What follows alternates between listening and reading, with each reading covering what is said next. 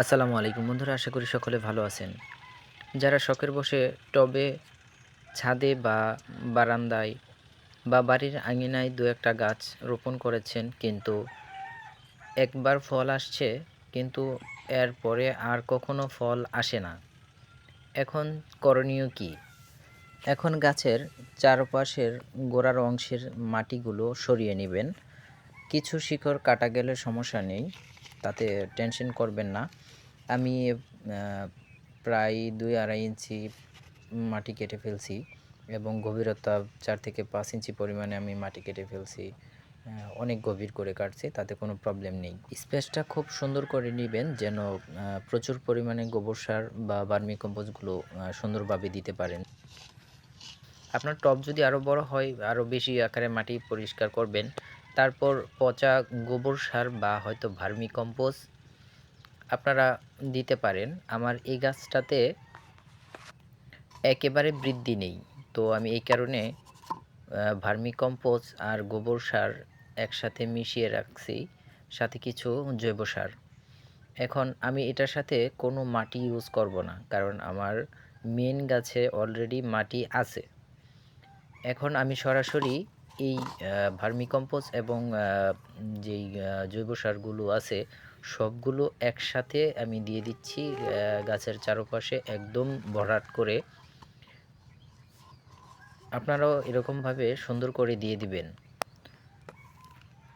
আস্তে আস্তে সুন্দর করে মাটিগুলো দিয়ে দিবেন। তারপর চারপাশটা সুন্দর করে হাতের সাহায্যে বা হয়তো কোনো কিছুর সাহায্যে ভালো করে মাটিগুলো চেপে দিবেন। আবার খুন্তি বা বাঁশ জাতীয় কোনো কিছু দিয়ে ভালো করে চাপাতে যায়েন না, তাহলে সমস্যা হবে যে শিকড়গুলো আঘাতপ্রাপ্ত হবে, তাতে আপনার গাছ নষ্ট হয়ে যেতে পারে, বা ডালা দিয়েও যদি আপনারা চাপ দিতে যান তাহলে নষ্ট হয়ে যেতে পারে। এ কারণে হাতের সাহায্যেই করবেন যেন কোনো দিকে ফাঁকা না থাকে।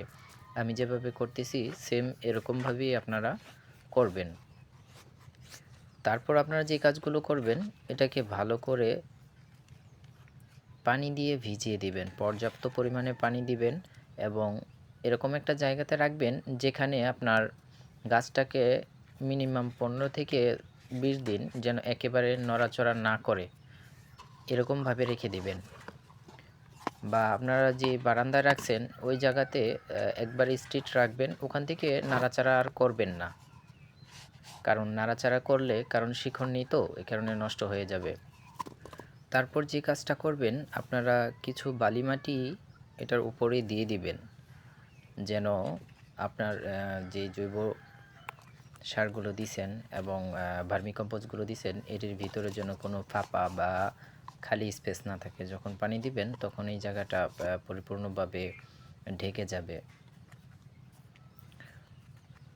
আমি যেরকমভাবে দিচ্ছি আপনারা সেম এরকমভাবেই করবেন। দেখবেন ইনশাল্লাহ আপনার গাছ কত বৃদ্ধি পায়। আমার এই গাছটা একেবারেই বৃদ্ধি নেই, তাই আমি এই গাছটাকে পর্যাপ্ত পরিমাণে দিয়ে দিছি। এখন আমার এখানে কিছু জৈব সার অবশিষ্ট আছে, তাই আমি উপরে দিয়ে দিচ্ছি। আপনারা দিলেও পারেন, না দিলেও পারেন, ওইটা হচ্ছে আপনাদের ব্যক্তিগত ব্যাপার। আমার এখানে অনেকগুলো ছিল, তাই ফেলে না দিয়ে এখানে দিয়ে দিলাম আর কি। পানি দেওয়ার জন্য ১ থেকে ১.৫ ইঞ্চি জায়গা আমি রেখে দিছি যেন পানিটা সুন্দর মতো আমার টবে থাকে এবং মাটিগুলো আমি ভিজাতে পারি। আর যদি পুরোপুরি মাটি দিয়ে দিতাম তাহলে পানি দেওয়ার মতো জায়গা থাকতো না, উপর দিয়ে ওভারফ্লো হয়ে পড়ে যেত। তো এই বিষয়টা আপনারা অবশ্যই খেয়াল রাখবেন। আর গাছে অবশ্যই পানি প্রতিদিন দেওয়ার চেষ্টা করবেন না, ১ থেকে ২ দিন পর পর।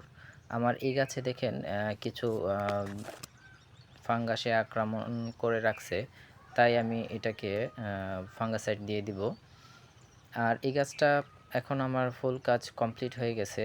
আমি এই যে দেখেন, আমি আরেকটা গাছকেও ওইটারও বৃদ্ধি ছিল না, আমি আপনাদেরকে আরও একটা গাছ দেখাচ্ছি। এই গাছটাও আমার খুবই বামন প্রকৃতির। এই গাছটারও খুবই বৃদ্ধি কম, তাই আমি এটাকে আবারও কিছু ভার্মিকম্পোস্ট আর জৈব সার দিয়ে দিলাম। এই গাছটাকে আমি বেশি বড় করব না, খুব ছোট আকারে রাখবো, বামন প্রকৃতির, ঝোপালো করব। আমি চায়নাদের মতো করে গাছটাকে ছোট আকারে রেখে এটাকে টেস্ট পারপাস রেখেছি আমার নার্সারিতে।